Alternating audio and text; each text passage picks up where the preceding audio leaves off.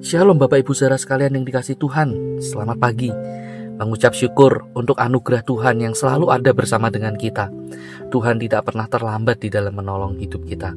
Saudara, mari pada saat ini saya ingin mengajak kita datang kepada Tuhan untuk kita membaca dan merenungkan firman-Nya. Kita mau agar firman Tuhan ini kembali memimpin hidup kita, menolong kita untuk hidup berkenan di hadapan Tuhan. Saudara, namun sebelumnya mari kita satukan hati, kita berdoa kepada Tuhan. Bapa, kami mengucap syukur untuk hari baru yang Tuhan telah sediakan, untuk anugerah-Mu yang tidak pernah terlambat di dalam kehidupan kami. Tuhan, kami sungguh bersyukur, dan bila pagi ini kami hendak membaca merenungkan firman-Mu, kami mohon Tuhan beri kami hikmat, dan pakailah melalui waktu ini menjadi momen di mana Tuhan kembali membentuk hati kami, agar hidup kami boleh senantiasa menjadi hidup yang berkenan di hati Tuhan. Kami menyerahkan waktu ini Tuhan, di dalam nama Tuhan Yesus kami berdoa. Amin. Saudara sekalian yang kasih Tuhan, pada pagi ini saya ingin mengajak kita untuk memperhatikan satu bagian firman Tuhan yang terambil dari Injil Lukas pasal yang ke-10. Mari kita perhatikan ayat yang ke-33 saja, demikian firman Tuhan. Lalu datang seorang Samaria yang sedang dalam perjalanan ke tempat itu.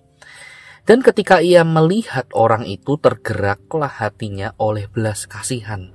Sampai di sini kita membaca firman Tuhan. Nah, saudara, jika ada yang mengerti bahaya dari godaan kesibukan, nah saudara, tentu orang itu adalah Yesus. Yesus tahu betul bagaimana bahaya dari kesibukan. Saudara, alih-alih mendekatkan diri kepada Tuhan, seringkali kesibukan menarik kita untuk jauh dari Tuhan. Dan itulah yang Tuhan ingatkan, Tuhan peringatkan kepada kita melalui perumpamaan yang Ia ajarkan. Saudara, dalam perumpamaan tersebut, Yesus dengan jelas menggambarkan bahaya dari kesibukan yang bisa menjauhkan diri dari kehendak Tuhan, menjauhkan diri kita dari apa yang menjadi pekerjaan Bapa. Nah, saudara, pada waktu itu Yesus menceritakan sebuah perumpamaan. Ada seorang Yahudi yang sedang dalam perjalanan. Tiba-tiba, saudara, orang tersebut diserang habis-habisan oleh kawanan perampok.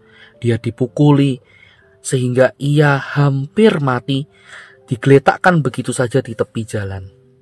Nah, saudara, menariknya, Yesus mengisahkan kisah yang berikutnya. Ketika orang Yahudi itu dibiarkan begitu saja hampir mati di tepi jalan, lewatlah beberapa orang.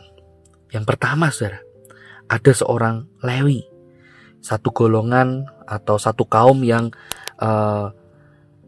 mereka punya tugas untuk melayani di bait Allah. Lalu, saudara, yang berikutnya ada orang yang kedua, seorang imam, seorang rohaniawan, seorang yang katanya dekat dengan Tuhan.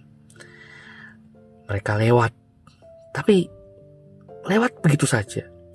Mereka tidak peduli terhadap orang Yahudi yang hampir mati di tepi jalan tersebut. Dua orang pemimpin agama, dua orang yang harusnya menunjukkan belas kasihan terhadap orang yang terluka itu, tetapi mereka harus menuju ke satu tempat. Mungkin mereka ada janji, mungkin mereka sedang buru-buru karena hendak melayani ibadah, sehingga mereka melewatkan orang yang hampir mati begitu saja. Nah, menariknya yang ketiga, saudara, ada seorang lagi yang lewat, seorang lain yang lewat. Orang tersebut dikatakan adalah seorang Samaria, yang konon pada waktu itu, saudara, dianggap sebagai musuh dari orang Yahudi. Orang Yahudi dilarang untuk bergaul dengan orang Samaria. Tetapi orang Samaria yang lewat itu lain daripada orang-orang yang sebelumnya. Orang ini mungkin saja tengah ada di dalam sebuah kesibukan. Mungkin ada di dalam satu kondisi dia harus terburu-buru. Tetapi menariknya, saudara, orang Samaria ini berhenti. Orang Samaria ini melihat orang yang terluka itu. Dan perhatikan bagian firman Tuhan yang tadi kita baca. Di dalam hati orang tersebut tergeraklah belas kasihan. Hatinya tergerak oleh karena belas kasihan. Dan ia tidak menunda. Si orang Samaria itu segera menolong orang yang sekarat yang dibiarkan begitu saja di tepi jalan. Oh saudara, begitu luar biasa orang Samaria ini. Mudah untuk menjadi begitu sibuk sehingga kita mengabaikan orang-orang yang ada di sekitar kita, orang-orang yang membutuhkan kehadiran dan pertolongan kita. Mudah bagi kita untuk melayani jadwal kita yang penuh.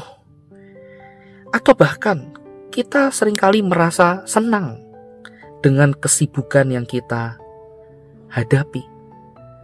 Kita menjadikan kesibukan kita sebagai tolak ukur apakah hidup kita bermakna, berguna, bermanfaat.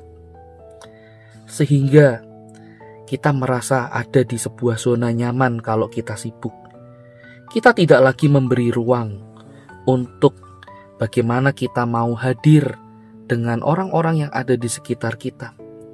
Untuk kita mau mendengar apa yang menjadi cerita mereka, kisah mereka, keluh kesah mereka. Untuk kita boleh menyediakan diri, menolong orang yang membutuhkan pertolongan kita. Kita akan marah terhadap orang atau apapun yang berusaha menginterupsi kesibukan kita, yang mengganggu agenda kita. Oh saudara, melalui perenungan ini kembali kita diingatkan, Tuhan bisa saja memakai orang-orang di sekitar kita, mereka yang membutuhkan kehadiran kita, membutuhkan pertolongan kita untuk apa? Mengajar kita untuk kembali melihat bagaimana Tuhan mau memakai hidup kita lebih dan lebih lagi. Tuhan mau kita selalu dekat dengan Dia, selalu bersama dengan Dia. Bukan hanya saat kita melayani Tuhan, kita merasa dekat, tetapi di sepanjang kehidupan kita, Tuhan mau kita dekat dengan Dia. Tidak ada agenda kita, tidak ada jadwal kita, tidak ada rutinitas kita. Yang ada bagaimana kita mau berrelasi dengan Tuhan dengan lebih intim. Saudara, sekali lagi bukan berarti kita tidak boleh sibuk, kita tidak boleh bekerja, kita tidak boleh melayani, bukan. Tetapi kembali kita diingatkan, apakah kita masih punya waktu, kita masih punya ruang di dalam hari-hari kita, hati kita, untuk membiarkan bagaimana Tuhan berbicara dengan kita. Untuk Tuhan memakai kita menjadi berkat, membawa dampak bagi orang-orang yang ada di sekitar kita. Tuhan mengajar kita untuk kita tidak menjadi pribadi yang egois, yang hanya mementingkan diri sendiri. Kita diingatkan bagaimana kita perlu untuk memberi ruang kepada sesama kita, dan terlebih lagi kepada Tuhan.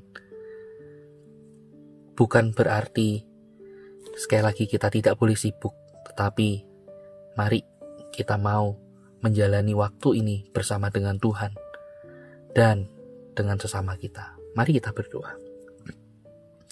Bapa, kami mengucap syukur untuk firman-Mu yang kembali mengingatkan kami. Tolong kami Tuhan, ajar kami untuk kami juga boleh memberi diri, memberi hati kami untuk Tuhan dan orang-orang yang ada di sekitar kami. Jadikan kami berkat, jadikan kami alat-Mu. Demi Kristus kami menyerahkan diri kami. Amin. Saudara, selamat pagi. Kiranya Tuhan memberkati kita. Amin.